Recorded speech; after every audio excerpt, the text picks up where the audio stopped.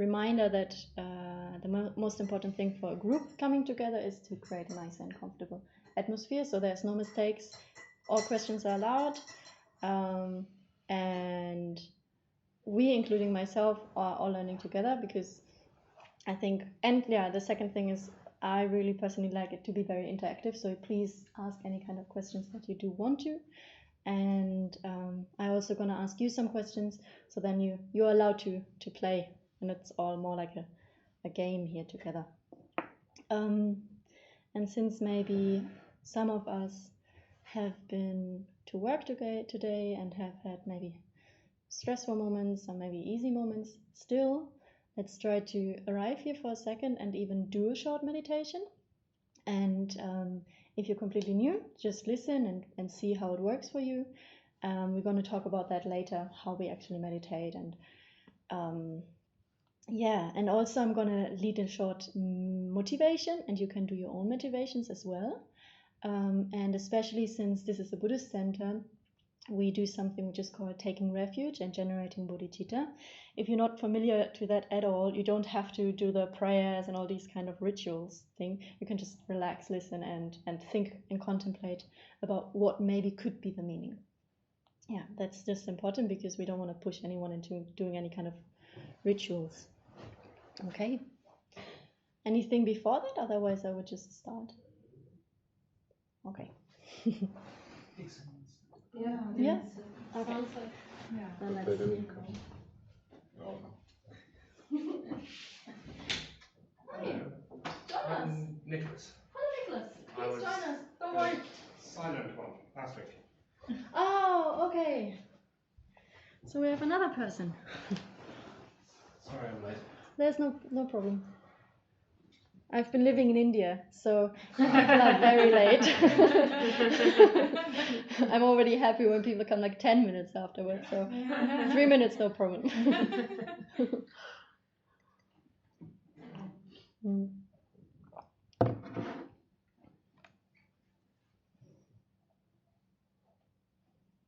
So for as long as we're waiting, we can already maybe find a comfortable and nice position. And most important here for us in the beginning is to have a nice straight spine, but not like militarily straight, just relaxedly straight. And if you need kind of support for your knees, take whatever cushions or whatever you need. You can put your hands either in your lap, bring them together, one on top of the other, or just resting them relaxed on your knees, or whatever is comfortable for you.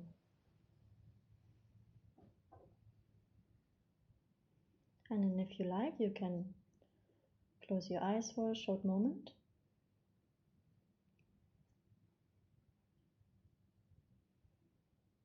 And as an act of loving kindness, you can just let go of any thoughts or restrictions that you have with respect to the future and the past.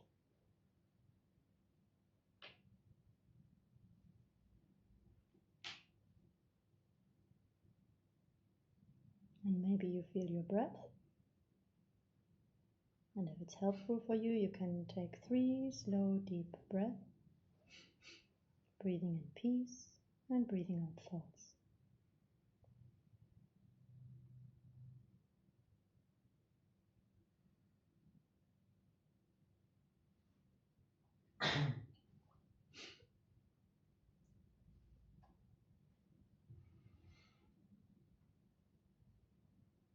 And then let your breath just flow naturally. You don't have to manipulate it in any way.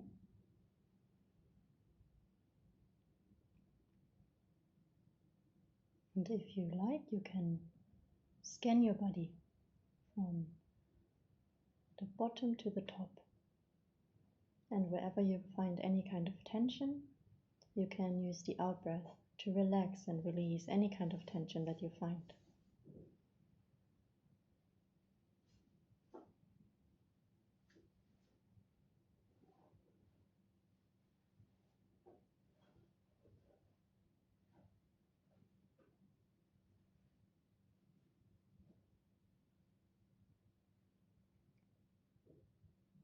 Especially the area of the shoulders, just let them fall.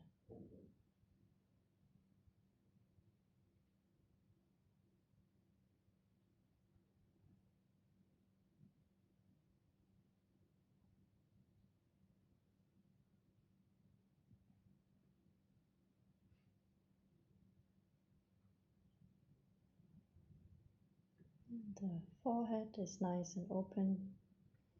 Relax all the muscles around your eyes, as well as the mouth and jaw. Let your face be like that, or like a sleeping baby.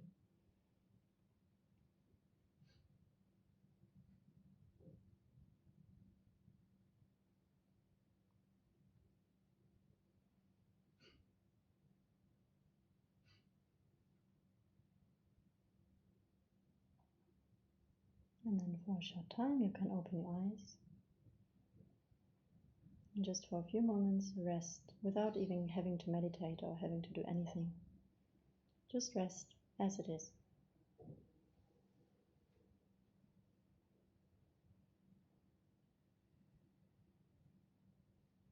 And then if you like, you can think about what's your motivation for coming here. And we can use the words of His Holiness the Dalai Lama, who says, "Today I am fortunate to have woken up. I am alive. I have a precious human life. I'm not going to waste it. I'm going to use all my energies to develop myself, to expand my heart out to others, to achieve enlightenment for the benefit of all beings. I'm going to have kind thoughts towards others. I'm not going to get angry or think badly about others. I'm going to benefit others as much as I can."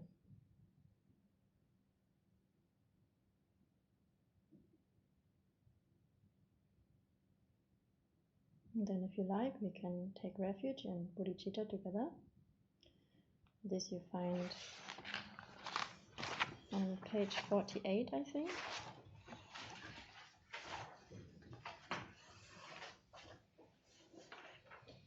And for those who have been here before and for those to whom this is familiar, I just want to remind us that the first two lines is the external refuge. And especially here we're actually talking, the main refuge here is the Dharma, the teachings themselves, which are going to help us to, when we apply them and we understand them and reflect upon them, to free ourselves from our own misconceptions. And the last two lines are the internal refuge, the practices that we do ourselves in order to free ourselves from suffering. I go for refuge until I'm enlightened, to the Buddha, the Dharma, the Supreme Assembly. By my practice of giving and other perfections, may I become a Buddha to benefit all sentient beings. I go for refuge until I'm enlightened, to the Buddha, the Dharma, the Supreme Assembly. By my practice of giving and the other perfections, may I become a Buddha to benefit all sentient beings. And then we do it once in Tibetan. Sangye chudang tsogi chugnam la jangchu padu tangi gyapsu chi taki jinso ki personangi tula penchi sangye dupasho. And then this is quite universal to trying to generate the four immeasurables, which is completely unimportant which kind of belief system we have. This you also find just below. And after each line I'm going to give like a short space for you to actually reflect on how it would be if this wish would be free, this wish would become true. May all sentient beings have happiness and the causes of happiness.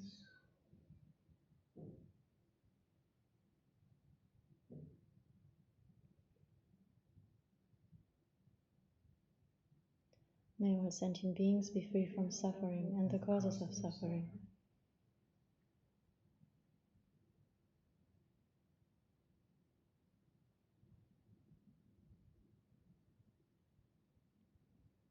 May all sentient beings be inseparable from the happiness that is free from suffering.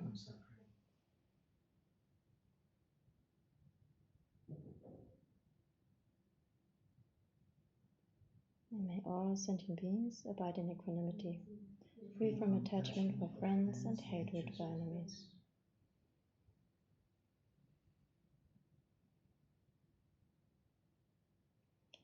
Okay, thank you very much. And then you can maybe take a moment to reflect what your own motivation is for actually being here.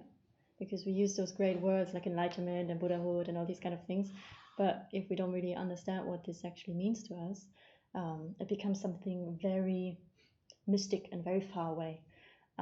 So why did we come here in the first place? The thesis is that we all want to be happy and that we all don't want to suffer. So whatever action we do is deriving from these two main wishes. So maybe now in this next 2 hours, when whatever we do here, let's try to have this always as our in our background, that actually what we're asking and what we're talking about and why I'm listening, it's all because I'm searching for something that is going to actually give me lasting kind of happiness and not just some fleeting kind of pleasure. So that's the main motivation why we are actually meeting us here, or I'm trying that to be my main motivation.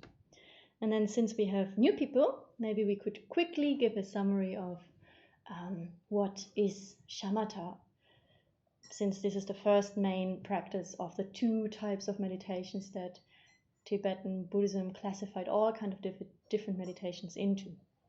So the shamatha is the Sanskrit word for calm abiding or stabilizing meditation practice, which you hear a lot right now. It's something quite famous. We hear a lot about mindfulness and all these kind of things everywhere. So the Tibetan word is shine. Does anybody know what the word shine, the terminology of shine is? No. Do you maybe know? Calm abiding. Yeah. So shi itself is calm or peaceful, and ne is abiding or staying. So together it's calm abiding, which basically means that we rest in the presence, and for that we do not, and this is very important, which two kind of things that we usually trying to do, but which are really, really unhelpful. So we either have an attitude of pushing thoughts away, trying to not have thoughts, or following them. And I think when you have been meditating right now, did you have a lot of thoughts coming up? It always happens. Yeah. Always happens, right? Or sometimes there's just blank and we're like dull and sleeping. So usually in our state, we usually have a lot of overthinking, since we in our society are also so busy.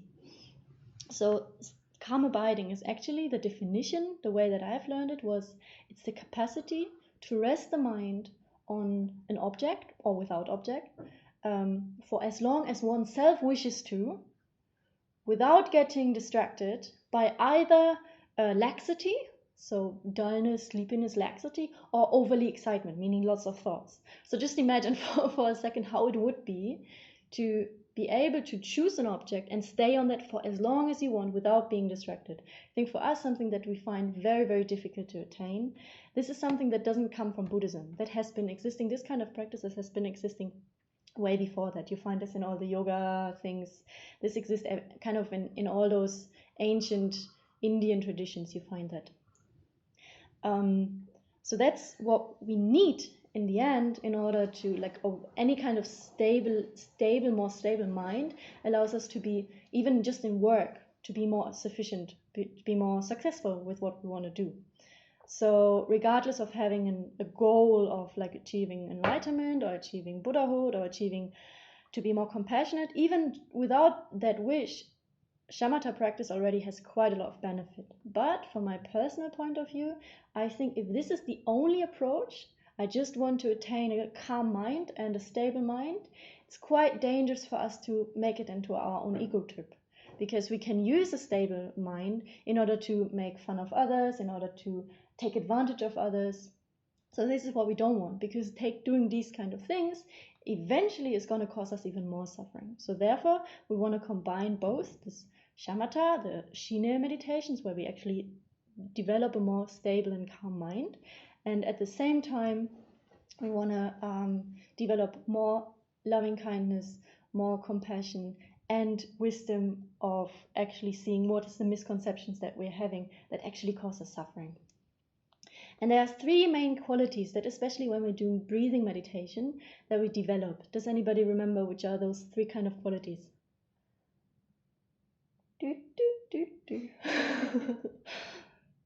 Okay, when we use the breath, I gave three different places where we can put the breath on. When we use the full body, what does usually happen? We relax. So relaxation is the first kind of quality that we're trying to develop. We can develop those qualities with all kind of different shamatha meditations, but the breath is really, it's very easy to exemplify those three kind of qualities. So when we're using the full body, we easily develop this kind of relaxation. And that is something that in the past they didn't teach too much. They didn't teach this so much to the Tibetans because they didn't have much tension. They have been, being these nomads living in the mountains, but they didn't have too much. I mean, I'm not disregarding. They had a very, very difficult and hard lives, and they still have. But we, like us, like running around like ants, they don't have that, or they didn't have that. Maybe now. So the first quality that we need is relaxation. And relaxation basically means to be open, to be easygoing with what object we have, whatever comes. We take it and we don't try to push it away, when we are easygoing about it. And one very important feature that I find we are very stiff. Especially in the West, we're so serious about doing it correctly. We're writing down, like I personally did, writing down everything what is done correctly, and then I sit and I try to do everything perfectly, and one thing doesn't work, I still didn't do it. So what we want to do is just be easygoing about it. We take it with humor, and if you look at all those great lamas, all those people on the big thrones, they all have incredible amount of humor. They don't have this for nothing, because in order to do those kind of practices, looking at the depth of our own mind, seeing all that intimidating sometimes stuff that comes up, it's very important to have a good portion of humor. Then the second kind of quality, maybe now something clicks, when we use the breathing, observing the abdomen. Do you remember which kind of quality comes along with that? Stability.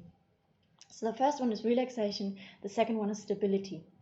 We want to develop a stable mind, and that really helps when you in the beginning have the full body and you just bring it to a little bit more subtle area, but it's still easy to focus, because what we need to develop when we want to have a calm, abiding mind is to develop a certain kind of stability. And that is especially very important when we later on use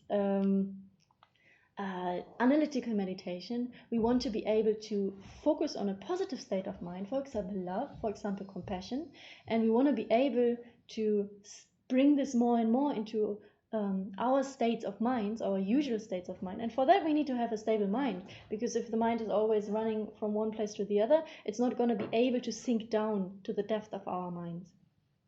So stability, meaning that it's the capacity to not get lost and distracted, but to be able to continuously stay with the object. And that goes very well together with mindfulness. And we're going to talk about those two qualities of mindfulness and introspection later. And then the third kind of quality, now I've already said relaxation, stability, and what's the third? Clarity. Yay! Right! Woo! We can all celebrate. Great. What a sharp mind. I think he has a lot of clarity in his mind. Clarity, right. Clarity, vigilance. And this is the object that we chose just as an example when we used the breath meditation was the nostrils, because it's a way smaller place, and to focus on that you have to be very sharp, very vigilant, and this we need as well. So stability is the capacity to observe an object very clearly, very vigilantly, and without being diffused or cloudy, And I think this we sometimes have, especially when we meditate a little bit on the breath and we got more comfortable to that and more used to that. And it's very easy. There's like the mode where we are comfortable with it. So we have we have a little bit more stability. And then instead of having a very clear picture of what happens with the breath, we just have like a finger on it, but everywhere else. So now we want to zoom more into it and be completely clear about what's the object. And if we have different objects, like not the breath, that's also fine. All these three qualities we can develop with all kind of objects, but the breath is a good way to exemplify that. Then what are the two main? I already mentioned one. There are two kind of tools that we can use. So one more time for us to say it. The three main qualities are relaxation, stability, clarity. If I searched for a whiteboard, sadly I couldn't find it because a good friend of mine, he really suggested use a whiteboard, it's so helpful. And I was like, yeah, I would like to, but I couldn't find it, and today Talia is not here, so now we have to do it all in our minds. So we have relaxation, stability, and clarity. And there are two main tools that are really helpful when we're meditating. The one tool that I've already mentioned was mindfulness. Mindfulness, what do you think is mindfulness? I love that because it's a word that you hear everywhere at the moment. What do you think is mindfulness? What did you hear? Or what's your idea about mindfulness? You can just throw in anything, there's nothing embarrassing. There's an app. There's an app that is called mindfulness, right? And what does it teach? What does it say? It's a meditation app. Okay. My company just got it for us. Okay, what kind of company? Oh, it's a consulting company. Okay, but cool. That they just give you the app. Okay. Anybody else who's tried the app? What is mindfulness? To remember that what you were doing. Yeah. Mindfulness, actually, the terminology, the background where it comes from is remembrance. That's nothing more special than that. To just remember. Remember the object that you chose. Or remember, because we can also meditate without object, remember the awareness itself. So basically what it means, I first say the second quality is introspection. So the first is mindfulness, meaning to be able to remember, which is sometimes explained in the tradition. There's a tanka. Tanka is like a picture that depicts certain spiritual, let's say, teachings sometimes, or sometimes Buddha statues or these kind of things. And there's one teaching of the shamatha chart where you go through 9 stages in order to generate a state of shamatha. And there you have an elephant, which represents the mind, and we have a person with a hook and with a rope. And the rope represents the mindfulness, meaning we're trying to bind ourselves to the mind, to the object that we chose. But in this case, because we're trying to do subject-oriented meditation, which I'm going to explain what's the difference. So we're trying to bind ourselves to that and to just not get lost. And whenever we got lost, we're just coming back. And then the second one is introspection, which is explained to be like a hook. And this introspection basically are moments where you check, am I still with the object? These are the moments where you're like, oh my God, 10 minutes have passed, what am I doing? And I think everybody who has been meditating knows exactly those moments. For me, those moments are more than the actual meditation. So when I'm meditating, I have more of those moments, oh, again, I got lost. But those moments are the actual introspection. Those moments are extremely valuable because in these moments you have awareness. In these moments you have introspections. In these moments you're actually in touch with the essence of your mind, which is awareness itself. So these are very valuable. So these are the hooks that then reminds ourselves, and I find the hook quite a terrible actually analogy because it feels so violent, you know, when we think about an elephant in the hook. So I more like to, I don't know, you know, maybe like a feather going on your nose, you know, trying to remind yourself, something like that. I don't like the hook. It sounds so aggressive, and I'm like, grow up so pacifistic, so anyway, so thinking about an elephant being hooked is kind of painful for me. Anyway, so remembering is the main thing, and then every now and then when we get lost, we have the hook, meaning we have the feather reminding ourselves, listen, you're not at the object, now apply the methods to come back to the object. And when we are meditating, I just asked you earlier, did you have a lot of thoughts? You said yes. So the most common experience in the beginning that we're having is a waterfall experience, meaning thoughts are just running through us, thoughts are just, you know, we're overwhelmed by them. We're not able to focus on the breath anymore. We're not able to stay with awareness anymore. We're just lost in a waterfall of thoughts. That's a good sign, because that's the first meditation experience that we're doing. That means that we are on the way to getting to know our mind. So that's nothing bad. And I think people have this wish, oh, when I meditate, I'm gonna be still, I'm gonna be peaceful. That's not the case. When you start meditating, usually what you first see is you see what mess you are in. And as I think Venerable Rabina once said, being a Buddhist is like, and I think she said it like this, is like going with your hand in your own shit and searching around. I think something like that. So it's not supposed to be all comfortable. It's looking really at what is there. So, sorry for that if you have this mental image now. I'm sorry. So the second kind of experience that we're having is like a quickly moving river. So although in the beginning we had so many thoughts and we're completely in it, now sometimes there are these moments when, oh yeah, there are thoughts. Oh yes, I'm overwhelmed. Actually, not overwhelmed anymore. Yes, there are many, many thoughts, but I have like a gap between them. And Mingyur Rinpoche, a teacher of mine, he says it's like once you see a current of a river, once you see like the snake river, it means you're not in the river anymore. So once you actually recognize there's a stream of thoughts coming and you're observing it, it means you're not in it anymore. It means that you have a certain kind of space, so you're not so affected by it anymore. And then the third kind of experience, if we keep doing that, is like the still ocean-like or like a lake where it's your mind is calm like a lake, like a lake with no wind. That's the third kind of experience that we're also craving for. The more we crave for it, the less it's gonna arrive.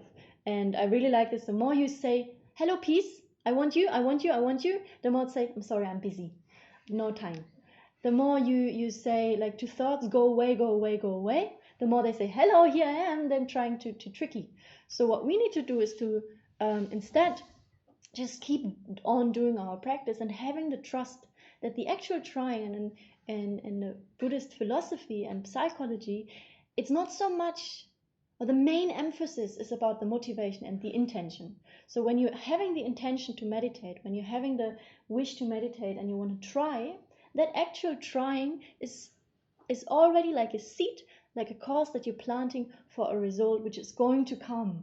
But the more you crave for a result like peace, like clarity, like all those wonderful meditation experiences that you might read in those kind of books, the more you crave for them, the more you push them away.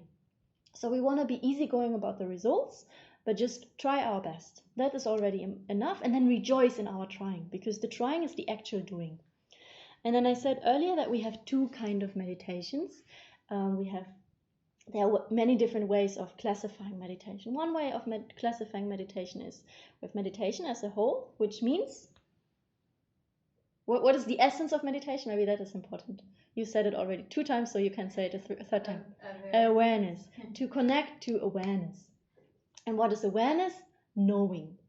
Basically, we say that our mind has 2 main qualities. One is, it's often called clarity, meaning or purity, clarity, meaning having a space in which things can appear. That's one way of, that's a very, very simplified way, and there's way more to that. But one way is when I ask you to imagine a pizza, you're most probably gonna have a pizza in your mind, don't you? Right. So the fact that you have that means that you have a certain kind of quality that allows these kind of things to happen in your mind. The second kind of quality is that you have knowingness, meaning when I ask you, do you see pizza, you will be able to say, yes, I do see pizza, which means that you know that you see pizza. So this kind of knowing becomes extremely valuable because that connects us with awareness, or that is actually awareness. So the fact when we're meditating is not so much about the experience being good or not, but are you recognizing what you are experiencing? Not so much what you are experiencing. The moment you're recognizing what you're experiencing, you're with awareness because you're knowing. So that's kind of abstract in the beginning, but when we meditate, I hope it becomes a little bit more clear. But then another division is sometimes made, which we, I think if we have already experienced meditation a little bit, we have a lot of meditations, object-oriented meditations, meaning we use objects, and the main focus here is the object itself, and we're going to try to use that object for as long as we can, stay with that, we don't change it, and try to use that to come all the way to this experience of calm abiding. But then there's another way of doing it, which is subject-oriented meditation. Can anybody explain, who have been here, what is subject-oriented meditation? Or is it a little bit still too abstract? So when you're concentrating on the mind, which is concentrating on something else. Yeah. Or when you're watching the mind, watching the breath. Yeah, basically that the main focus here is the awareness itself. So regardless of what object you have, that becomes a support for you recognizing the mind. So it's not so much about the object itself, but you're using whatever object you use for meditation as a reminder or as a support for you recognizing and being with the awareness. And that again sounds abstract, but when we try to do that, it becomes hopefully a little bit more clear. And then when we do subject-oriented meditation, it doesn't mean that we don't have objects. We can use subject-oriented meditations with objects. And which kind of objects did we use until now? Or which you, maybe if you're new, what kind of objects do you think or did you hear of that we can meditate with? Sound? The breath. The breath, that's the most common, which has so many qualities. Anything else that you can think that we can meditate with? The feeling of sitting. The feeling of sitting, touching.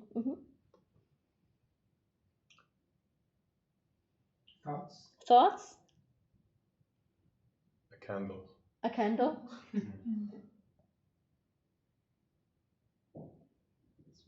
Smell? Yeah. As kind of space of your mind. Yeah, so basically we can meditate with anything. So it's not so special. Whatever comes to your mind, you can meditate with that. Any existing object that appears to you, you can meditate with. So, but we can also meditate without an object. And that's something that we don't hear too much in the Gelug tradition. Is one of the 4 Tibetan schools and the main school of this center.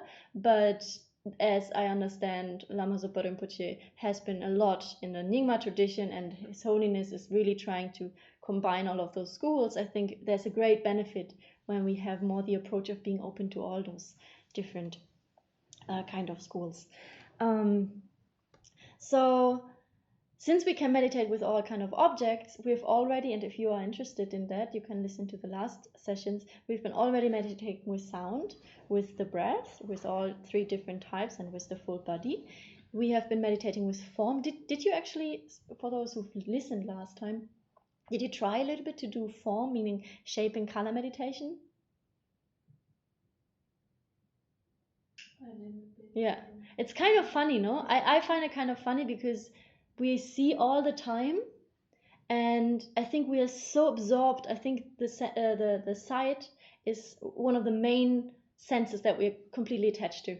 So using that as our object of meditation can become very, very beneficial, because when we get used to that, suddenly really everything, especially because we are so absorbed in the things that we see, can become extremely supportive. Interesting, the boss is screaming at me, getting the red face, and you just use form meditation, interesting, and you're not getting absorbed so much in the story. Same with sound, as I said last time.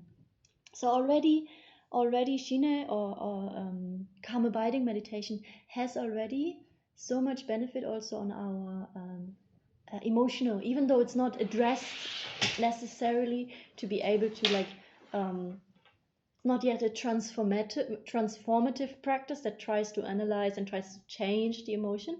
Still, by just having this kind of techniques, you can already apply that in your daily lives when you experience kind of difficulties.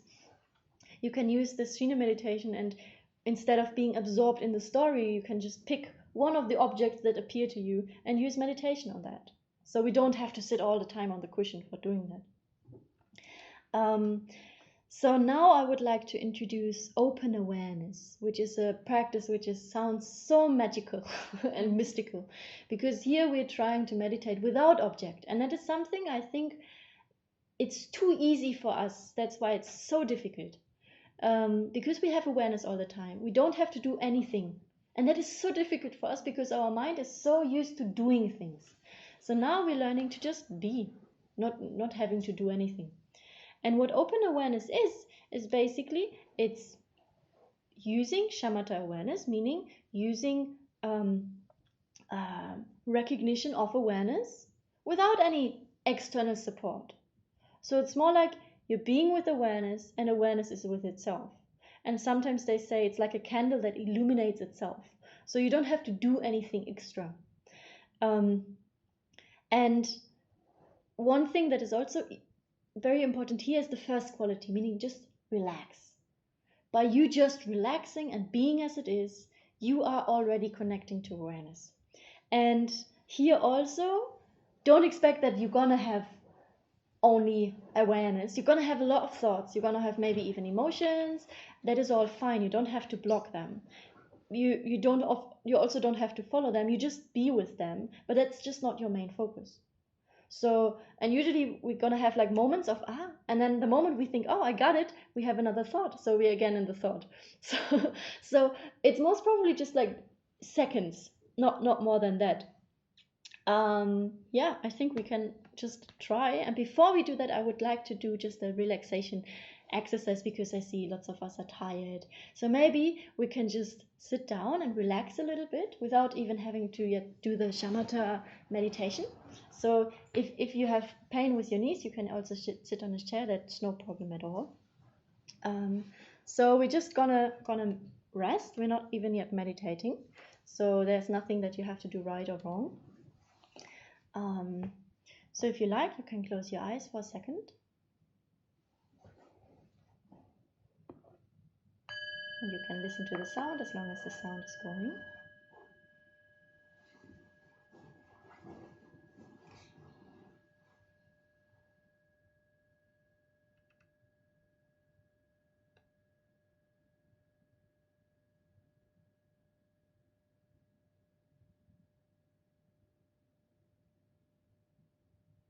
And then, since you had a long day today, you can imagine like you come back, or after this talk, you're coming back to your own place at home.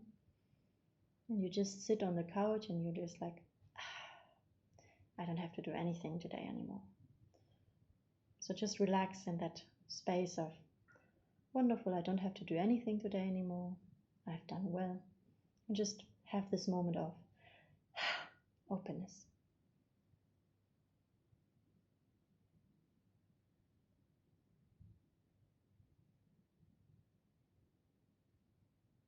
You don't have to apply any effort to change or control what's going on in the mind. Just allow yourself to be fully present to what is happening in and around us.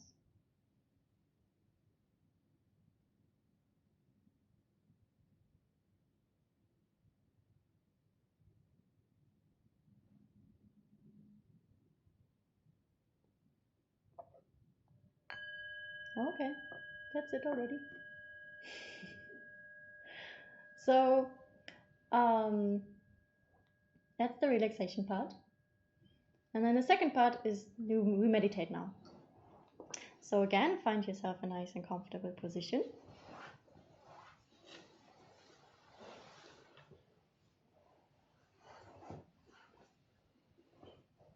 And the spine is straight.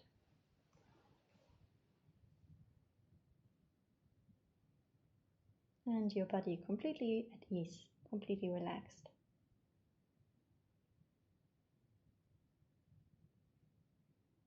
And then if you like, you can slightly open your eyes. And now we meditate on open awareness.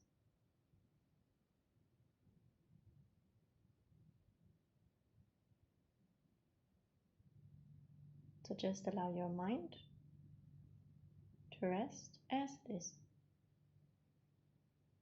So instead of doing anything, allow yourself to be.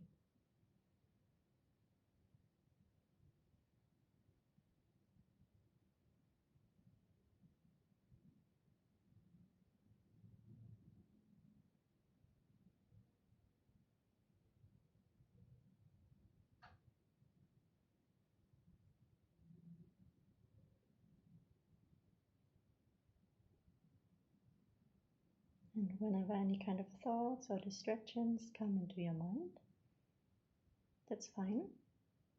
You don't have to push them away. Just simply allow yourself to come back into just being.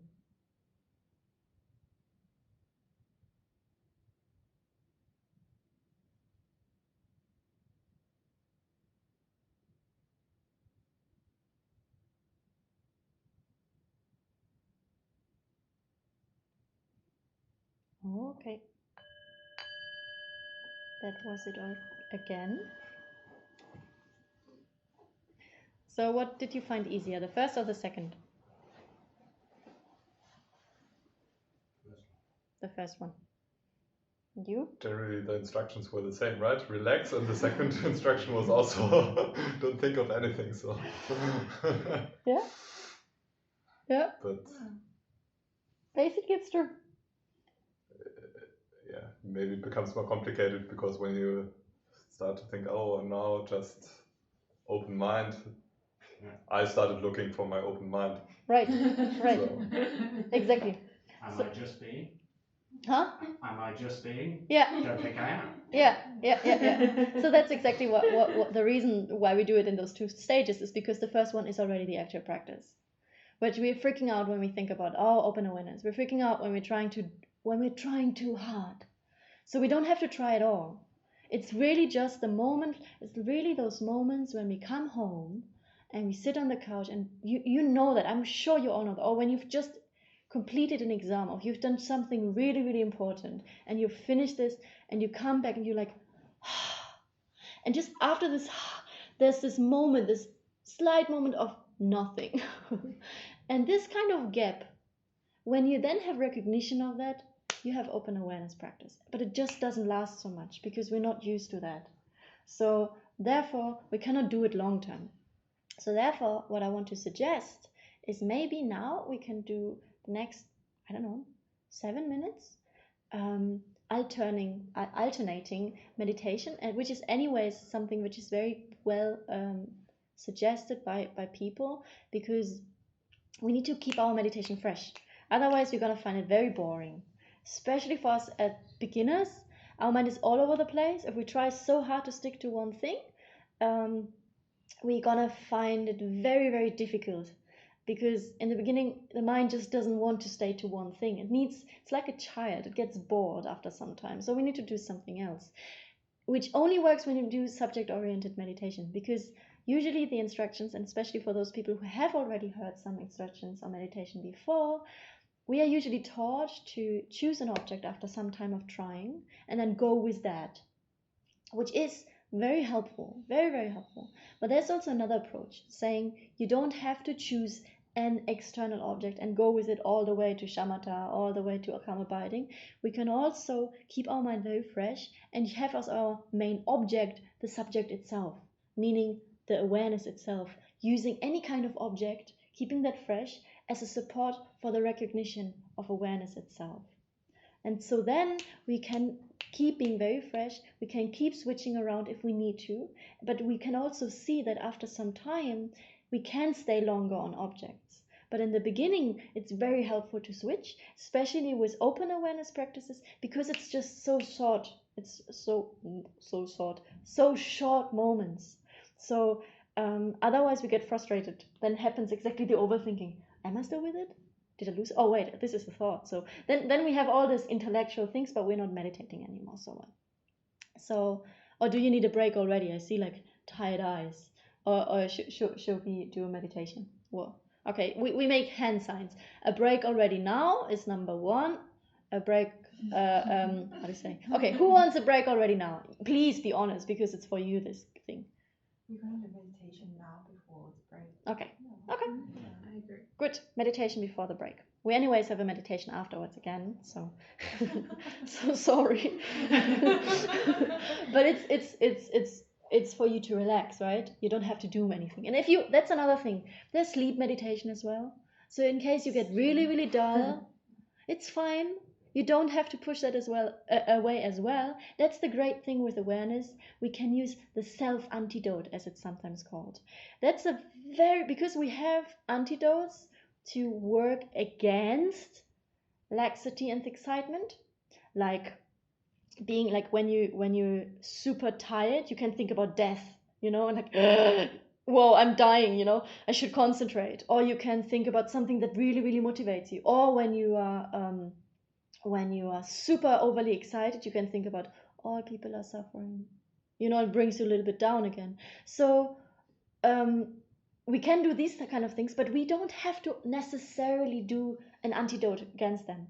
By using them, like excitement, like laxity, but even like anger, emotions that are usually called negative, we can use them itself as support for our meditation. So when we feel very, very tired, just be recognizing, just be aware of you getting more and more tired, and see how long can you stay aware. And it's very interesting, because sometimes we can actually recognize the mind is changing, the mind becomes more subtle, our body starts clenching, and as long as we start being aware, you're having a valid meditation.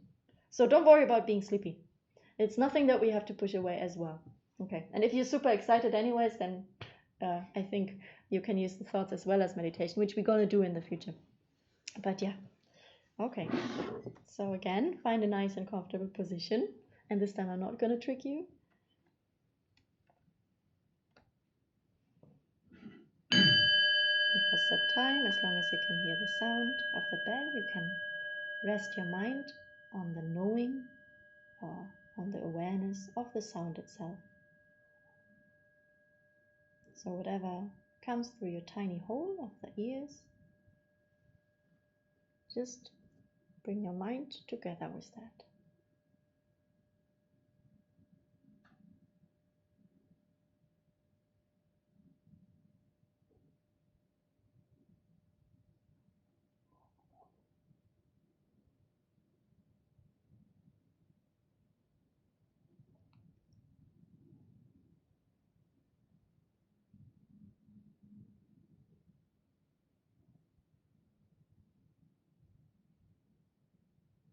And then slowly, slowly begin to connect to your body, noticing the sensations of the body, in particular the posture, being straight and upright, and letting all the muscles in the body completely relax and completely at ease. You can take a few moments to actually find a comfortable posture for yourself.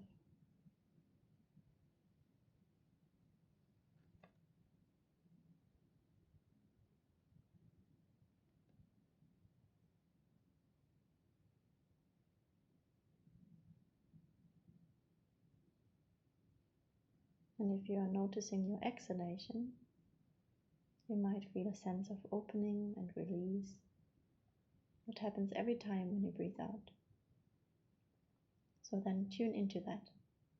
Allow the body and mind to relax a little bit more with each out breath. You don't have to manipulate the breath. Let the body just breathe itself. And over time you will find that you gradually become more and more relaxed.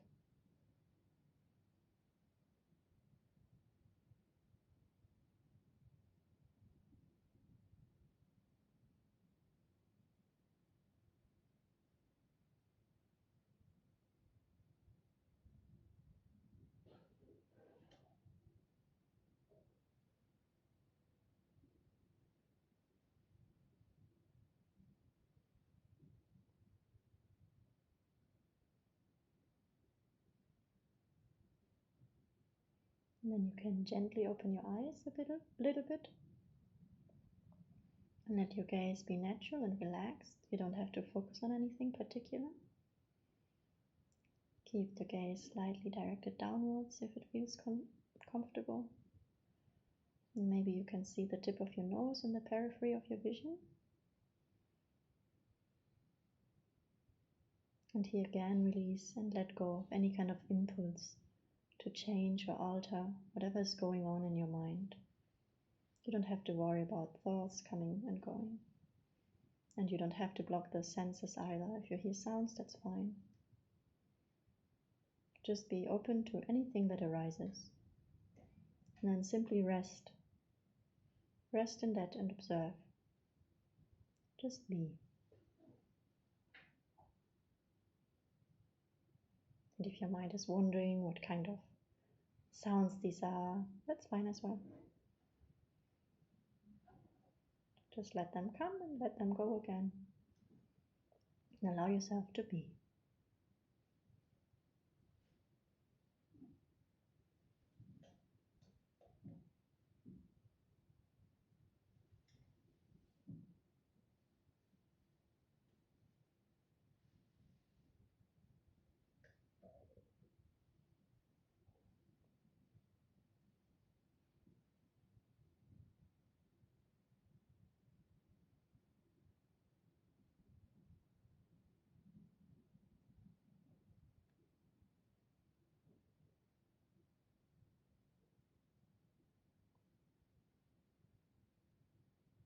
And when you find your mind wanting to do something in particular,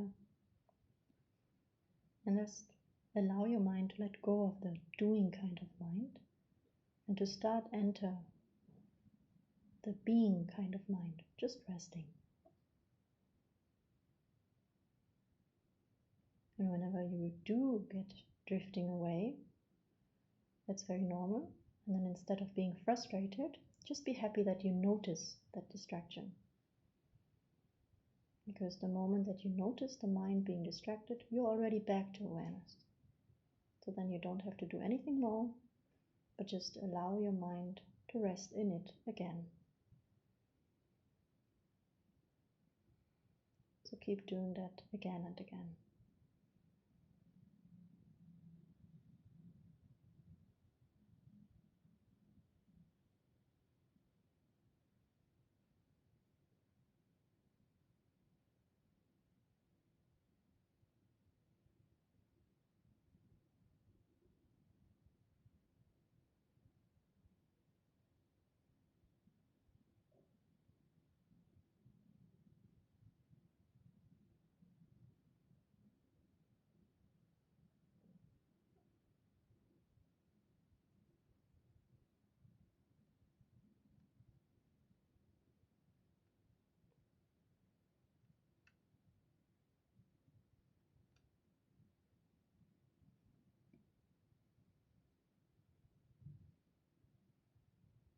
Now, if you haven't yet closed your eyes, you can close your eyes again and drop down into the body.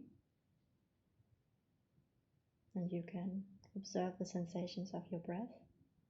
You don't have to have a very tight focus. You can simply notice the natural movement in the body that happens naturally when we breathe.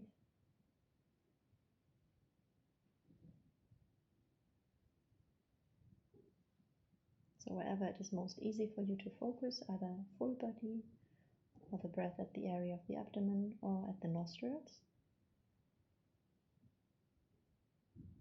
just rest your mind into knowing the breath at your chosen area.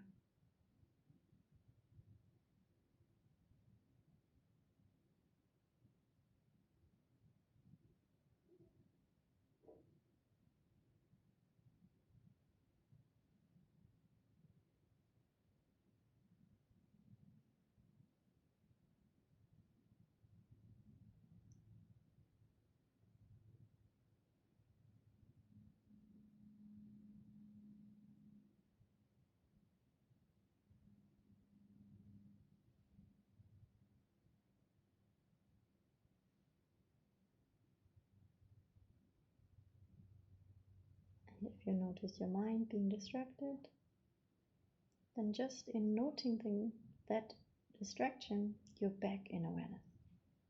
So then just sit back and relax. And each time when you notice that the mind has become distracted and lost, just return simply to the sensations in your body of the breath at your chosen object, place and area.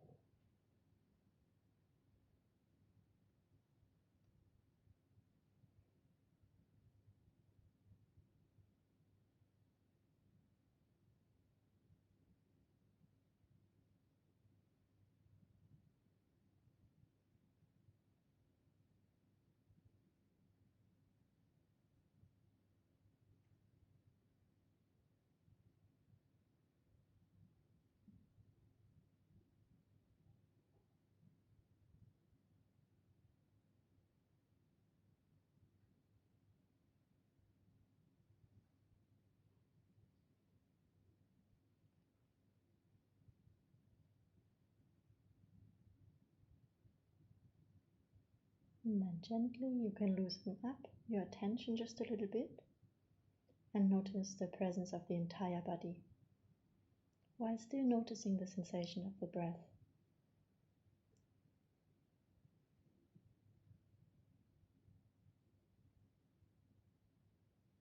And then slowly, slowly open your eyes again. Release the attention of the body. You don't have to worry about thoughts. You don't have to focus on anything at all. You don't even have to meditate. Simply rest in awareness.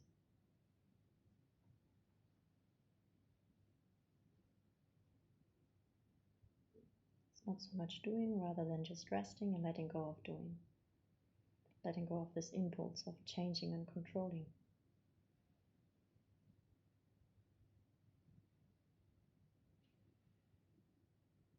And then just for this few seconds, give yourself the full permission to just be. That's one of the greatest acts of kindness that we can give towards ourselves.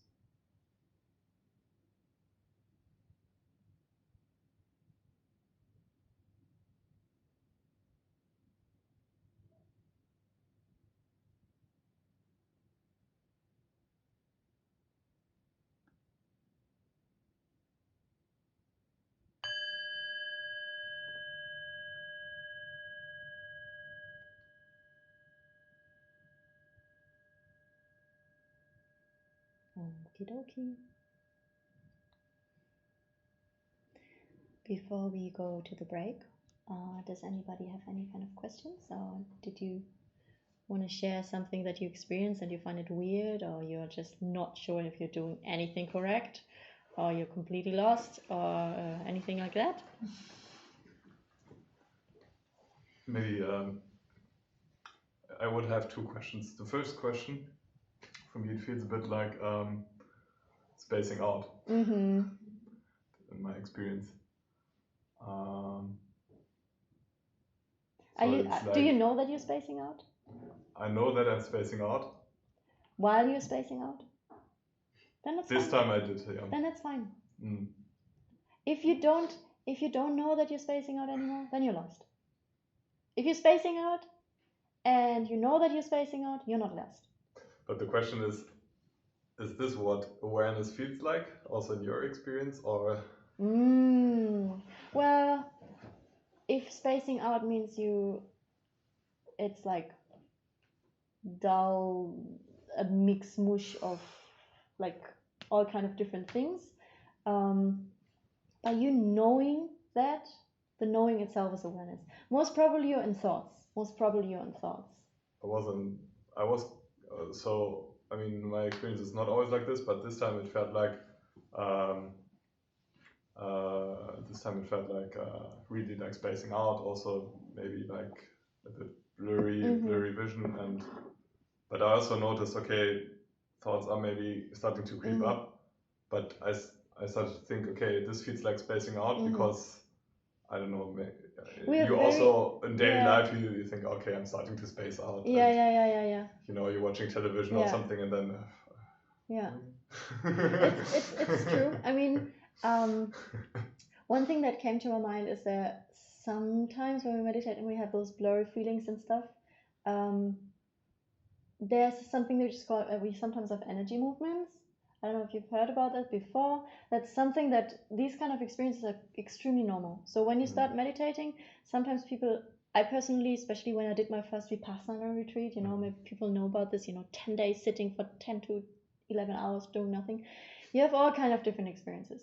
And these kind of experiences are similar. You can also have an experience of hearing crazy voices, or you kind of feel you're moving out of your body, or you become big, or you become slim, or you become like turning. I once had I felt like I'm turning, and like, ugh, it's uncomfortable. So these kind of things, just continue to experiment, and then you will feel when you continue that, you will feel the difference when you're spacing out and you're recognizing it.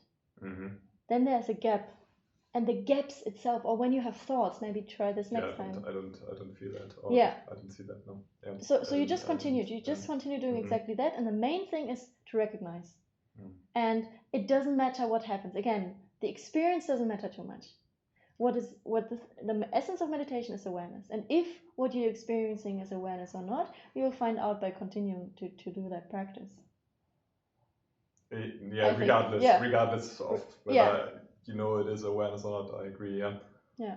And the second? Yeah, exactly. Because during the last weeks, still in my experience, right? I'm explaining in my experience when I tried to meditate, for example, and like you said, also in I think session 2 or 3, being aware of the object, knowing that you are being aware of the object, and for me, personally, in my experience, it feels like okay, here's the object. I don't know. I'm focused on my nose. I'm focused on this thought, and in the moment I realize I'm knowing this object, which is a nice feeling. It feels maybe a bit wider. You start to realize, there's a bit more space. But then the next question is this awareness? And you start feeling, I don't know how to explain it. You start feeling everything is wider, and you is this awareness? Is this being space? Is this now awareness? And I can so relate to that. It's the questioning after question after question after question. Yeah. And there's one school tries to explain that with a self-knower, which is a whole concept in itself, which the highest school, so-called school, is not believing in. Because they always say we have to have like a second kind of mind, which is observing what we're doing. But actually, this is why I said today, the mind itself is said to be luminous. So by you doing the over-questioning, then you can do thought meditation. In the beginning, it is just like that. We have a glimpse, and then we're in thoughts. The moment you think, was this already mind? You're in thoughts again. And this is not... It's really, it's more like you say, just relax and... Just relax and be. Because after. in the beginning, it's really just tiny moments, and they are valuable, and usually they are so quick that the moment after we start thinking, was it, we don't know where to put our finger to, and then we start having all those questions. Is the mind that is thinking now about it actually aware? It doesn't matter. You can't go back and grab it where it was. Yeah, right. You can only go forward. And, right. Yeah. Right. I mean, it's quite interesting. I mean, we shouldn't disregard the past and our experiences. They're great, and they're great for us to reflect on and see, was this now awareness, wasn't it? But it's true. If the moment we start overthinking about it, we are in thoughts, and then we can do thought meditation, also great, but we are not with open awareness anymore, and that's fine. And then we do this as long as we again recognize, and this moment of, that's it. And then you're gone again, because then you think again, I should go back to my object, I should do this and that again. But we just do it again and again and again and again. And then we become more and more familiar to the gaps. And the gaps become more and more, bigger or more and more frequent. And then we say we have 3 kinds of experiences. The first one is just intellectual. The first one, we just hear about it. We try to experiment with it, but we don't have yet experiences. Then after some time, and I think a long time, we do get more and more little glimpses and more little experiences. And only then we talk about it becomes like your second nature or like your realization. And actually, it's funny that we call it like second nature, because actually we're getting to know and coming in contact with our real nature, or with the nature which is really there. So we can't go back to the past, right, and grab it and then look at it. By us just having the gaps itself, the mind knows, because the mind is always knowing. But by us trying to overthink, we overcomplicate. And that's why we're saying it's the most difficult, because it's the easiest, because it's with us all the time. Yeah. Well, anything else? Otherwise, I would say maybe for those who haven't been here yet, I'm trying to separate those sessions into 2 main things, which is 1, stabilizing meditations, which we just did, and the second one is analytical meditations, which basically means that we're using the stable kind of mind that we're having and trying to investigate certain kind of thoughts, patterns that we have, certain misconceptions that we have, or trying to recognize things that we already have. And here, one of the 2 main features that we want to recognize that exist with us 24 hours every day, which is actually the seed of love and compassion that exists with us 24 hours every day, is 2 main wishes. And those who have been listening, you know them, because I've tried to drill them into our own selves. So what are the 2 main wishes that we're having the whole time? Want to be happy? Stop. What's the other wish? Not to suffer. Not to suffer, right. So we have these 2 kind of wishes. I want to be happy, I don't want to suffer. And especially for those people who are new, maybe can you think about anything that you did today? Just say anything that you did today. Maybe all of us. What did you do today? One thing. Can be something random. I baked chocolate cake. You baked chocolate There cake. is an hour piece. Right. Where's our piece? What about yourself? Next week we expect chocolate. No pressure. I walked. You walked. What about you? What did you do today? Anything. You brushed your teeth. Extended the deadline for my tax return. You extended the deadline for your tax return. Okay. I cooked. You cooked. Zoom meetings. Zoom meetings. A lot of on the stream. Screen. I had a coffee. You had a coffee. Yeah. Why did you do all of these things? Because I was hungry. Because I was hungry. Why were you hungry? What did you try to satisfy? My desire to eat. Where does this desire to eat come from? My biological need. That is true. That is true. To get warmer. And then when your biological need to get warmer is fulfilled, what do you feel then? Sleepy. And when you're sleepy and you finally get to bed, don't you have like a feeling of relaxation or like a pleasurable sensation? Or you just, eat, sleep, wake up, and you don't feel anything? I felt guilty. Guilty? Of eating and then late.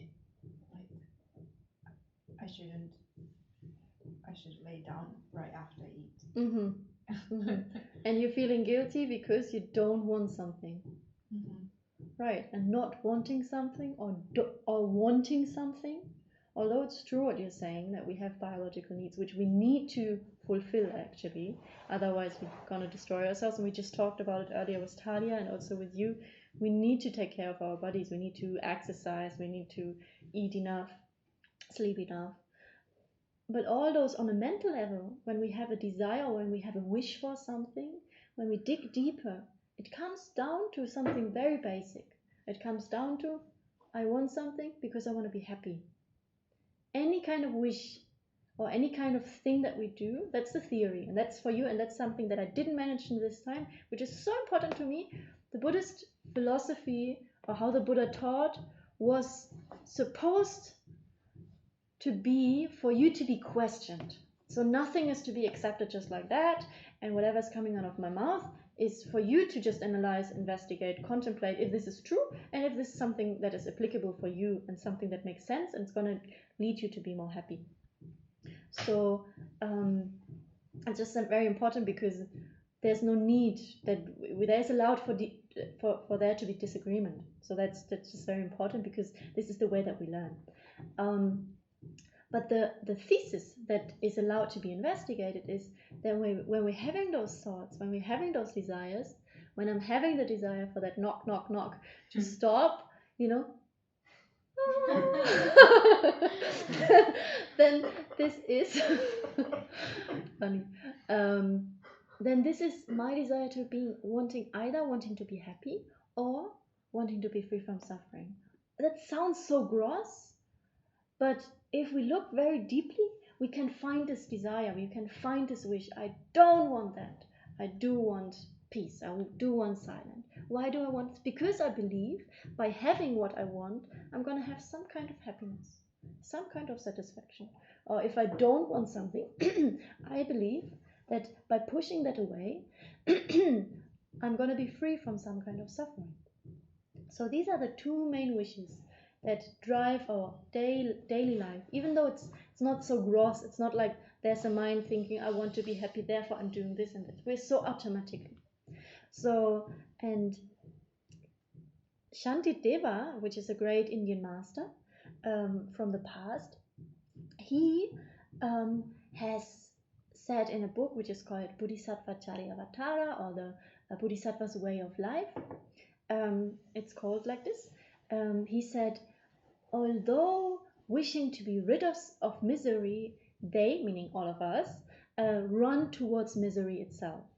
And although wishing to have happiness, like an enemy, ignorantly they destroy it.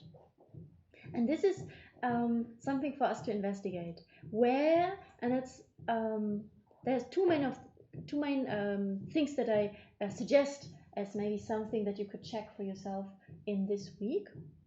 Is we have those thoughts. Maybe do you sometimes have these things like I take something like, I believe my happiness right now is this piece of meat or sausage that I'm eating.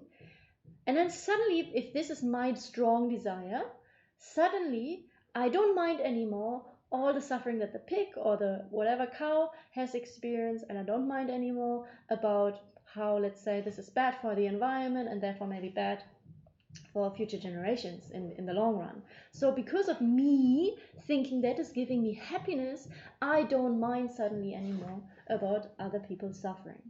So that's one thing that we can check. Where do we in our own lives do things which is in the thought or by us thinking that this is giving us some kind of pleasure, we actually step on others? Where do we do that? And it doesn't have to be as big as well, maybe it's not so big for many, but see, it can be very, very small. It can be very small. For example, going into the train before somebody else and the door closes behind you.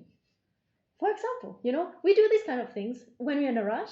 My happiness, I need to go to the job, I need to be punctual. Suddenly it doesn't matter anymore that the person is also a person who just wants to be happy. So that's something for us to check. And the second thing is, sometimes we do things short-term pleasure. For example, I'm believing my happiness right now is when I'm on the party today evening or tonight. I want to drink as much as I can, smoke marijuana at the same time, and take any kind of other drugs. And I do count alcohol as a drug, because in our society usually we say drugs and alcohol. I never really got that. But so we do that, and it's okay to do that. But if you do so much that in the morning and the next morning, you actually cause yourself more suffering running around. In German we say to have, man hat einen Kater. I find this so funny to translate this into English. You have a male cat. A male what? A cat. Cat. A male cat. A male cat. Yes. That's what we say in German if you have like, A hangover. if you're having a hangover. What? That you need to stroke. stroke. Right. Right. That's nice. I don't know actually where this is coming from, but right. I'm thinking right now. Yeah, right. What's the German word again? Kater. Kater. Oh, Kater. okay. And Kater. Yeah. at the end. Okay. Right. So we do maybe things that gives us short-term pleasure, but we suddenly don't mind anymore. That tomorrow we're going to suffer even more from that. So in our own lives, for example, and that doesn't have to be drinking or smoking, that can also be overeating, that can be undereating, watching too much stuff in the night and then we don't get enough sleep. That can be all these kind of different things. So in our week, let's check honestly, and that's what oh, I have to let her in.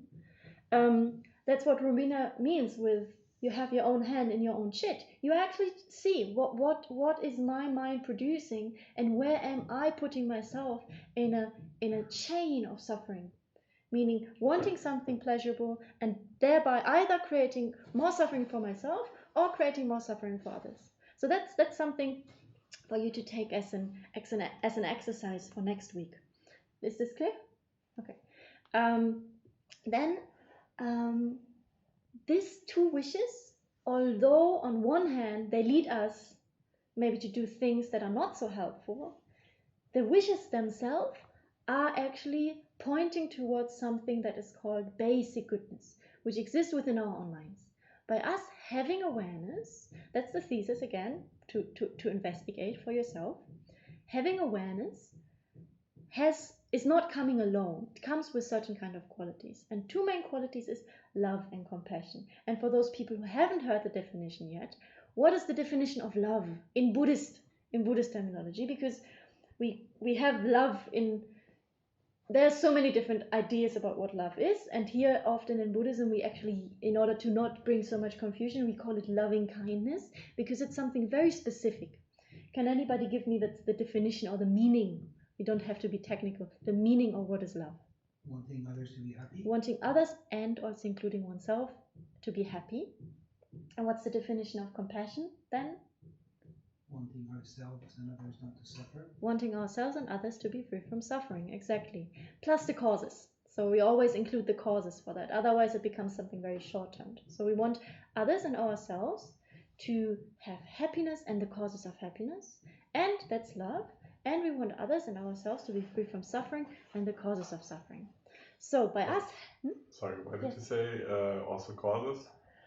Well, if we only think about happiness and we don't have a good understanding of what happiness means, we might be wishing others to have the sausage. And then it's over and it's gone. But we want to go, we want to go further. We want to say what's real happiness and what are the causes for happiness. So and especially in the beginning, most of us first need the causes for happiness for then having long-term happiness. So it's more realistic to include the causes. Similarly with suffering, if you wish somebody to, and there's a beautiful analogy of suffering, there are actually 3 types of suffering that is explained in, there are many different.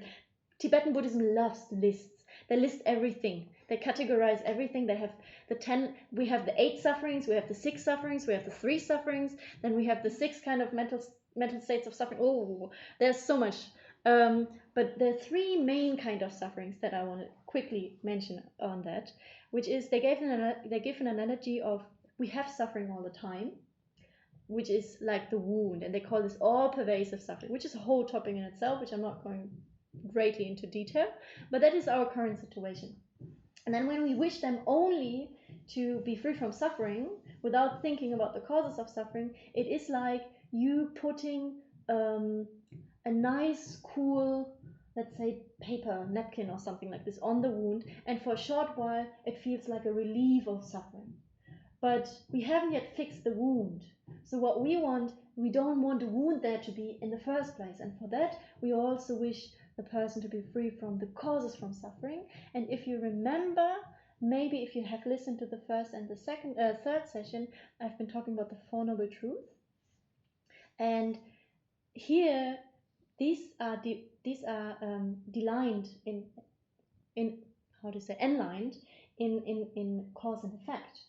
So for somebody to become free from suffering, the only way to get that is by looking at the causes and overcoming the causes. And for somebody to become happy, to have happiness, we need to engage in the causes leading to that happiness. So therefore we also include the causes of suffering and the causes of happiness. Yes?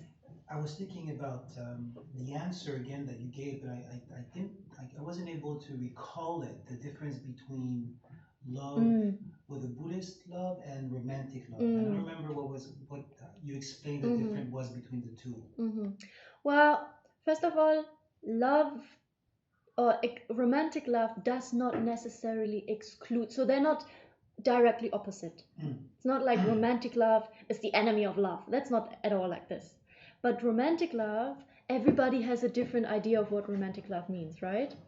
That's something that we first can because we have all kind of different relationships going on. So within romantic love, the thing is, it's a conglomeration of a lot of things usually. Romantic love usually has a lot of attachment. And the way that I personally like to see it is usually when we are falling in love in a romantic kind of way, we have, I want you to make me happy. I chose exactly you. I didn't choose anyone else. So that already means I'm having conditions. conditions. Right? So by me choosing only you, that already means I'm excluding everybody else, and I'm having conditions which are you have to be like that and you have to stay like that for me to love you. Whereas with love in general, although in the beginning it's easier to have that for people that behave in a kind way to us, it actually is unconditional. Because love just means I want you to be happy, regardless about of how you treat me. So that's the main difference. And then the differences of attachment and love, I gave 4 main differences last time. You haven't been here last time, right? I was here. Oh, you have been here. You have been sitting there then. Yes. Yeah, great. I was like, whoop. Yeah, so I've talked last time about 4 main differences, and we can really see them. So what we wanted, and I'm going to mention them in a second, but the main thing that we want to try in romantic love is try to loosen more and more the attachment side and try to increase more and more the may you be happy.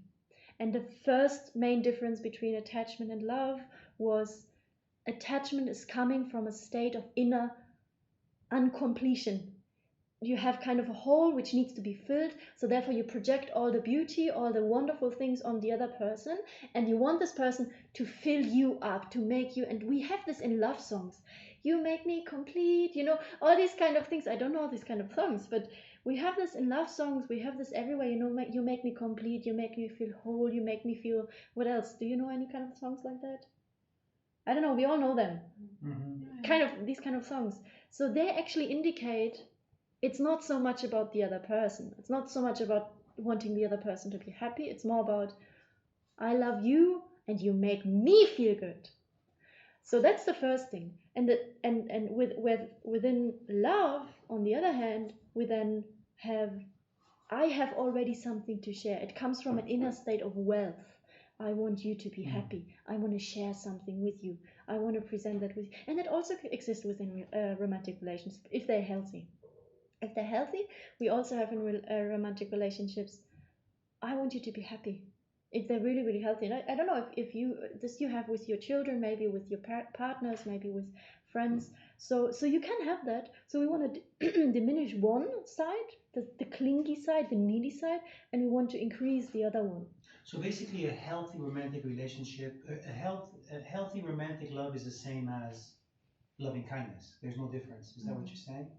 But romantic love. It's not exactly the same because. So what's the difference? Because I would say a healthy romantic relationship, I think, is first of all, if you mean healthy without any kind of attachment, I think it's nearly impossible at the moment. Honestly, I think it's nearly impossible. Where we are at, and that's the frustrating news.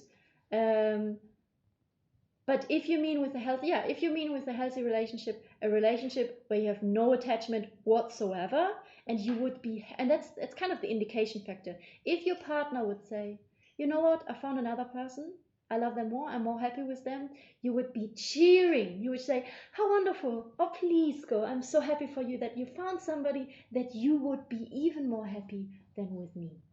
Are we having that? Difficult. I don't know about you. I personally find that difficult, and that's the same with friendships. It doesn't have to. So this is why I'm saying there is still a difference, because if you're saying a healthy romantic relationship without attachment is equal to loving kindness, I would say then you exclude all the other people that we have where we don't have a romantic relationship to, right? Because I can have, and that's something important. Loving kindness itself is just a wish for the other person to be happy. The way that it is expressed is different. So it doesn't mean that when we have loving kindness without attachment, we suddenly should be in love with everybody in the way that we understand romantic relationship, and should, have, for some people polyamory works, for some people it doesn't. For some people we have all different kind of relationships, but we're not saying that once you have love without attachment, everybody should now be together with everybody. It doesn't work. We still have preferences, and they are also okay. With some people we have this kind of relationships, with some people those kind of relationships, depending on our own individual, setups, how we work, how we benefit each other. So if a romantic relationship works well, but it doesn't mean that my love to the person that I'm in a romantic relationship with have to be stronger than to the stranger that I just met at the street. It's just a different expression of love. And that is something that's a big differentiation. Does this make sense? Mm-hmm. Yeah. And also, whenever someone talks about this general kind of love, they always say, yeah, love, I don't know, the rapist, right? Love someone who raped someone, love someone who murdered someone, you know, and that gets really difficult. Yeah. But I think that's the idea, right? You wish them the best. You don't say that what they did is great or anything, and you don't like applaud them or anything whatsoever, and you may even punish them in the way that the system is set up, but you still wish them well. Exactly. Yeah, and that is something extremely difficult. And I think I really like what you said in terms of it doesn't mean that you don't have to punish them, or it doesn't mean that you don't have to, you know, it doesn't mean that we have to become like a sponge, you know, that everybody can do anything with. Loving kindness sometimes can be expressed very tough. Sometimes loving kindness means go away. But the intention behind is I want you to be happy. So the way that we express love doesn't have to be the typical picture that we're having of somebody being lovey-dovey. So, so yeah, I totally agree.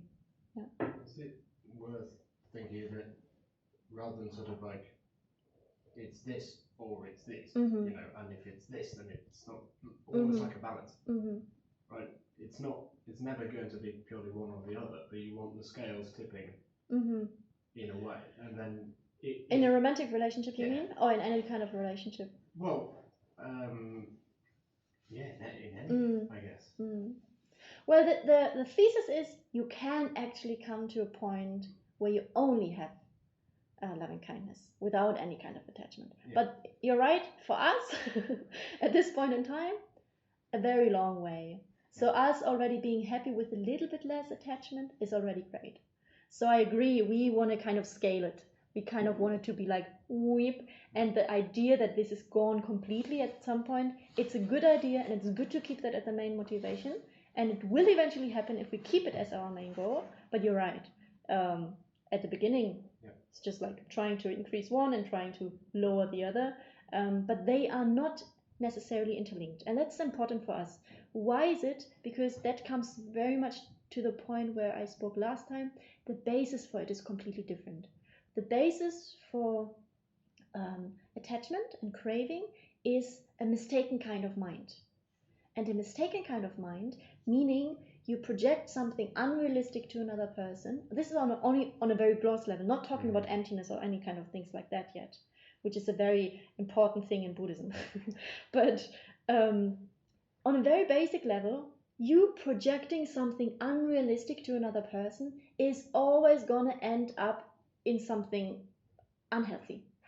So therefore, because of it is being based on something, a misconception, it is not stable.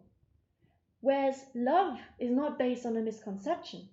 It's based on quite a fact that you know the other person wants to be happy in the same way that my mind wants to be happy, understanding that this person is not the cause for my happiness, understanding that something external, even an external person, is not going to give me happiness.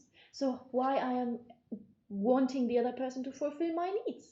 Something extremely unrealistic.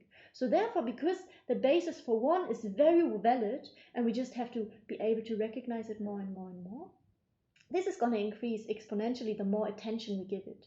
Whereas the basis for that attachment, clinging, craving, needy thing is by you looking at it and investigating, it's going to crumble more and more and more. So one day, if we do this investigation, that doesn't have a foundation and it just evaporates, let's say like that. Whereas the other one, by you focusing on it and recognizing it, it's going to grow and grow and grow up until immeasurable. And we talk about immeasurable love, meaning immeasurable without any boundary, without any exclusion of any kind of being that exists. So therefore, they're not fixed together. And that's something that is important to recognize. Even though at the beginning, they seem to be very much interlinked, ultimately, they are two separate things. And they are able to be two separate things. Yeah. Anything else? Otherwise, I promised myself, since we last time did not do the meditation on loving kindness, I promised myself that this time we do the meditation on loving kindness, even though we didn't talk much about it this week. I still think that we can. Are you in for that, or do you prefer to talk about certain kind of those concepts more? You can be honest. Okay, meditate. Okay, who's from, and please be honest, there are two choices. First choice is meditation. Second choice is talking more about what actually loving kindness and compassion mean, and maybe intertwining that with the 8 worldly concerns. But that's a whole topic in itself. So, option number 1, raise hands. 1, 2, 3. Option number 2, raise the hands. So you have no opinion? I'm in for both. Okay. I don't know. Well, so it's meditation then. So it's meditation then, and yeah, it's meditation then. And one thing that I do like to say, there's a quote which really touches me a lot, and it's so simple. Lama Zopa Rinpoche, who's kind of the head of this organization at the moment with Lama Yeshe, he says, if you want to be loved, and that's something I think we all have a basic need of children, sorry, I'm interrupting my own sentence, but children themselves, it's proven that their brains grow better if they get a lot of affection and a lot of like physical touch as well, and if they get this, whereas they have difficulties to grow up healthy if they are being deprived of this touchy, cozy, loving atmosphere. So there we can see how we actually do all need to be loved. And we have this song, all you need is love. There's quite some truth in it. So Lama Zopa says, if you want to be loved, love others first. And others also includes ourselves. Because we cannot expect to go around and everybody loving us. First, we need to start loving ourselves, what it means to be loved, what it means to love oneself in order to be able to love others. And then suddenly, that's the beauty of it, when we actually train this mind, suddenly, slowly, we will have everybody else appearing as a loved one. Because we see that everybody wants to be happy, and we see that everybody is as a support for us to generate love. And love is one of the most pleasurable, beautiful states of minds that we can have. So then Venerable Charles, a wonderful person that I'm very, very fortunate to have met and received teachings from, he says, paraphrasing me, every person that we meet gives you an opportunity to generate love. So thereby, imagine you having this kind of state of mind. Whoever you meet, may it be a fly, may it be a worm, may it be the neighbor, may it be your boss, whoever it may be, imagine instead of having this eyes of, them either being somebody disturbing me, somebody I don't care, imagine everyone is for you like somebody where you feel like, may you be happy, where you feel like love arising within your mind. That we want to generate. That is a great gift. So therefore, by having this kind of mind that we're trying to generate to others, it's the greatest gift that we do for ourselves. And imagine how our behavior would change completely if that becomes our main drive when meeting people.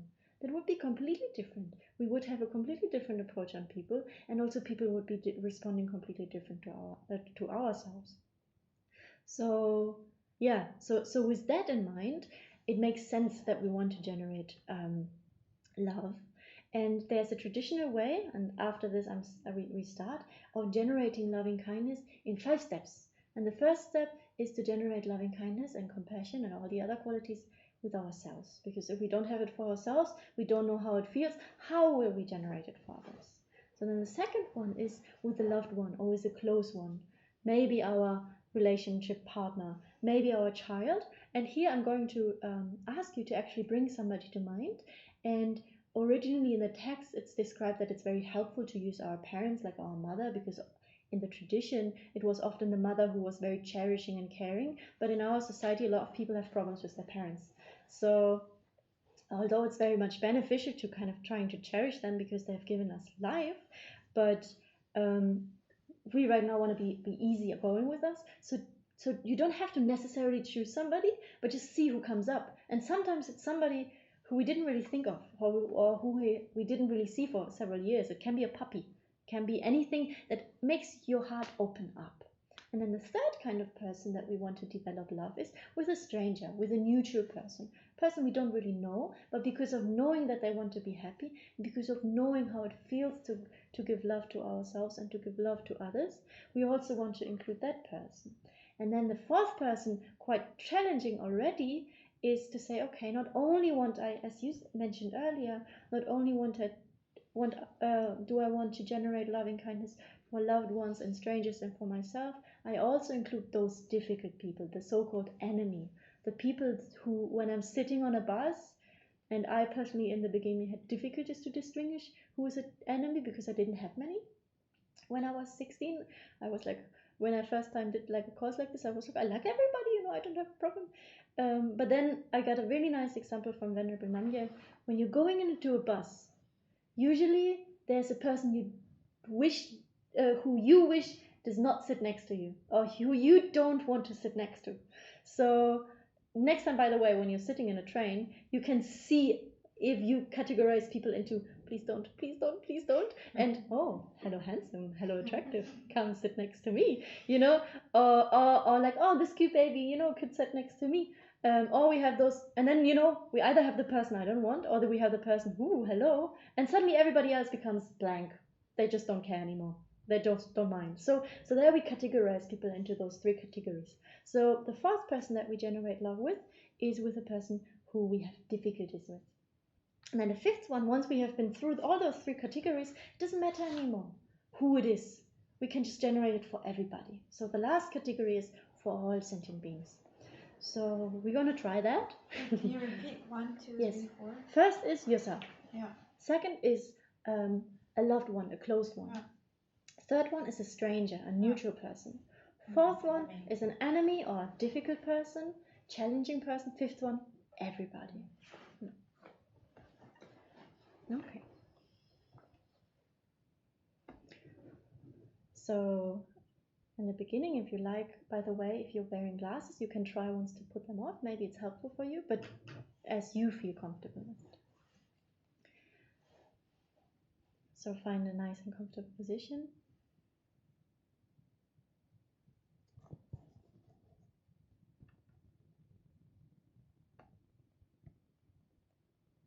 And for a few moments, you can rest in open awareness, if you like, with eyes open.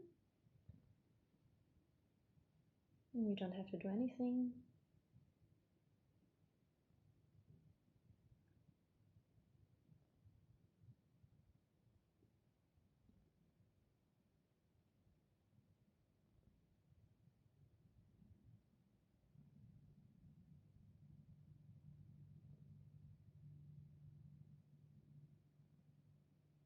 Just allow yourself to be.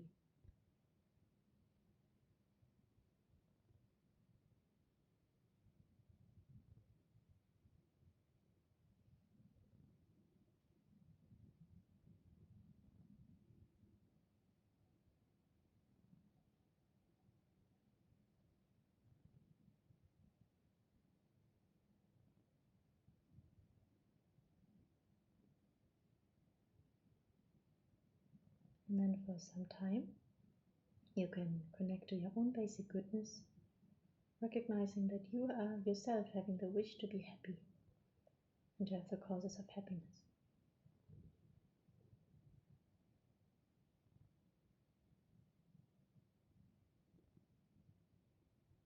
And because of this wish,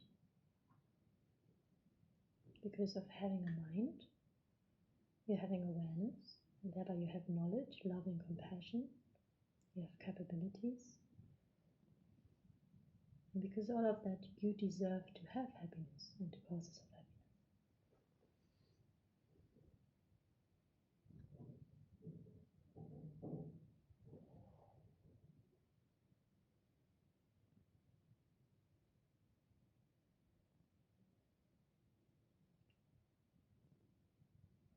Now gently, you can allow a person into your mind, somebody that you feel close to, somebody that feels very easy to generate love with, somebody that just by you thinking of them opens your heart, makes you feel calm and warm.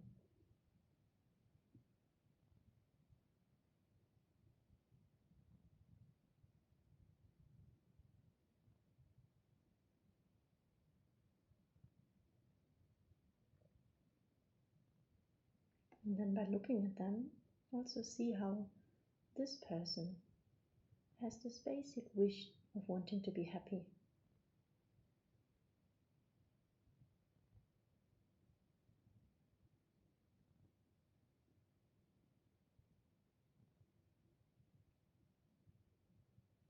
And also they have this basic goodness. They have a mind, they have the wish to be happy, and therefore they too are worthy of that happiness. So by looking into their eyes, see how automatically this feeling of warmth, of this love towards this person fills yourself up. And allow that feeling of warmth and loving kindness to touch everything in yourself, to just flow through yourself, fill you up, and thereby arise into the wish or in the prayer, may you have happiness and the causes of happiness. If you like, you can even whisper it silently, or you can recite it in your mind. May you have happiness and the causes of happiness.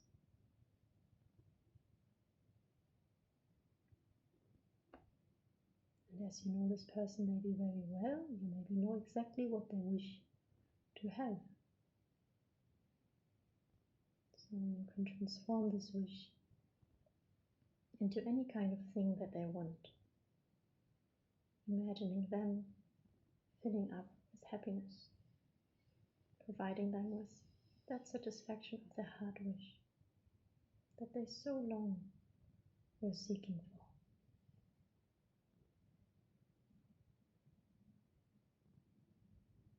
If you like, you can also do that by sending them light. May you have happiness and the causes of happiness.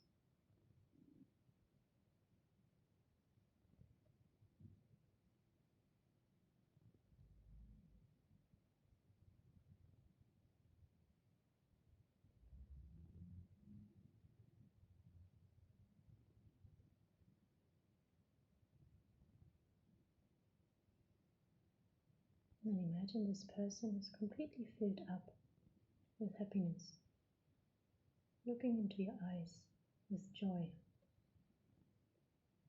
and take delight in it. Take delight in the fact that you've just shared happiness with them. Just for this very moment, have full confidence that they've received the happiness that they so were seeking for.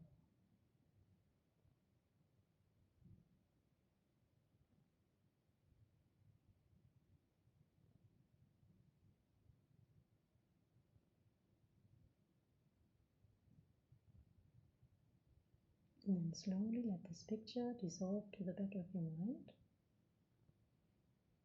and introduce a person that you might have seen today on the street, or maybe from whom you've been buying some vegetables, or anybody that you've seen today that you don't really know very well.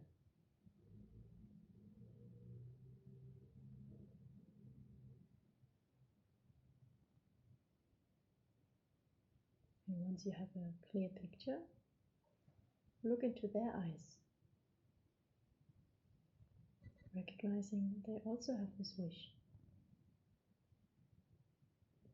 And just like myself, also that person wants nothing more than to be happy.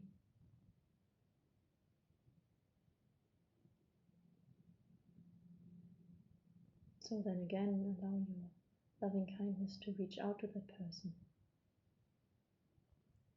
thinking, may you have happiness and the causes of happiness. And since you don't know this person very well, you can only imagine what kind of happiness they wish for.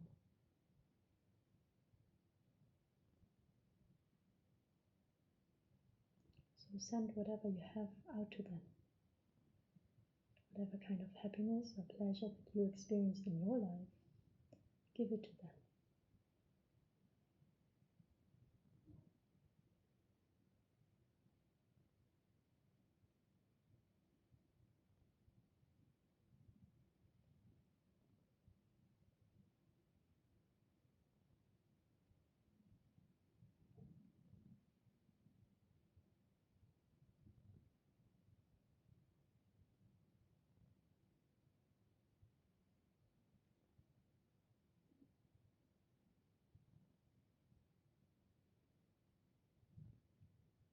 And then again, take some time to just be happy about the fact that you made a person happy, and see how they move freely and happily through their lives.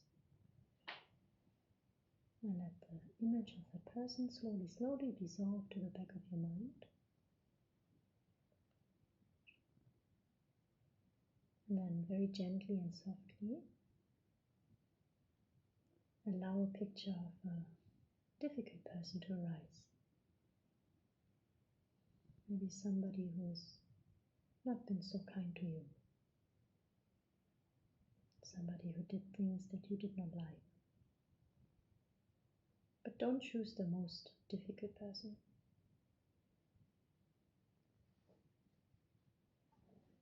And if you find it very difficult, then take a few moments and just try to ease around.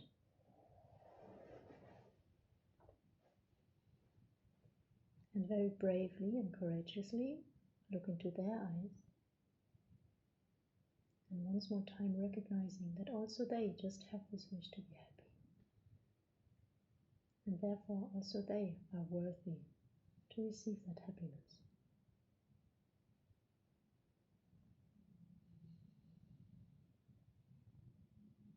And then, with lots of courage, open your heart one more time, sharing with that person your own happiness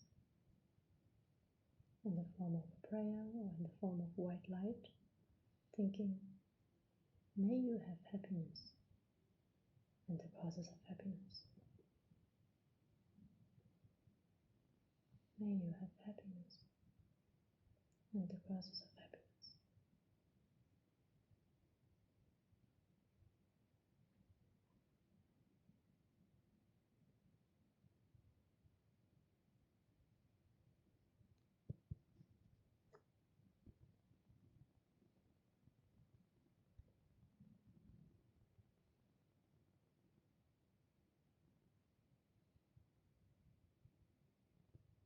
And then imagine how this person now moves through the world with the happiness that they were so seeking, and take delight in it.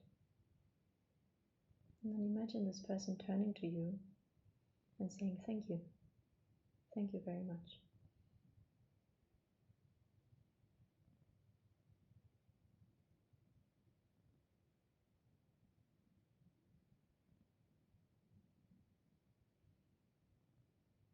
And then slowly, let go of any kind of appearances that you have within your mind. And for a few moments, just rest in that open, loving space.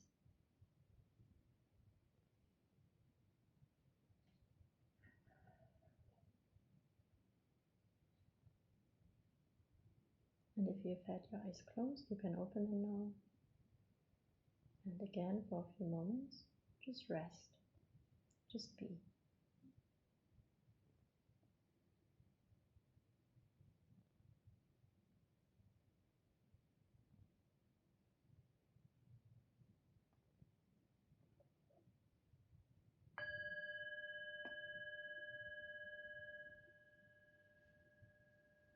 Okie dokie. Thank you very much. if you don't have any question, it's already past 9. We can quickly dedicate. Or is there anything that you have questions about? Otherwise, let's just dedicate and go to sleep. And the dedications we find on page, what was it? Do you still remember? Oh no, we can go to 50, page 50.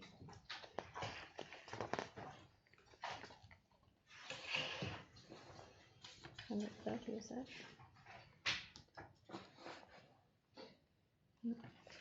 Okay, on page 50 we do the first 2 in Tibetan and then in English. Or we can just say them in English, that's also fine. And also here, why we dedicate in general is because we want to offer every kind of positive potential that we have for ourselves to everybody else as well. Okay. Due to the merits of these virtuous actions, may I quickly attain the state of the Guru Buddha and lead all living beings without exception into that enlightened state. And this we can say slowly so that we get the meaning. Even though we want to go to bed, still we make it slowly so that we can reflect a little bit on the meaning. And if we don't know bodhicitta, since we've just practiced on love, we can just imagine, may the supreme jewel of love, and so forth. So we can use whatever quality that we want in our own minds to arise in that prayer. May the supreme jewel, bodhicitta, that has not arisen, arise and grow. And may that which has arisen not diminish, but increase more and more. And if you have any kind of personal dedication prayers, you can think of them.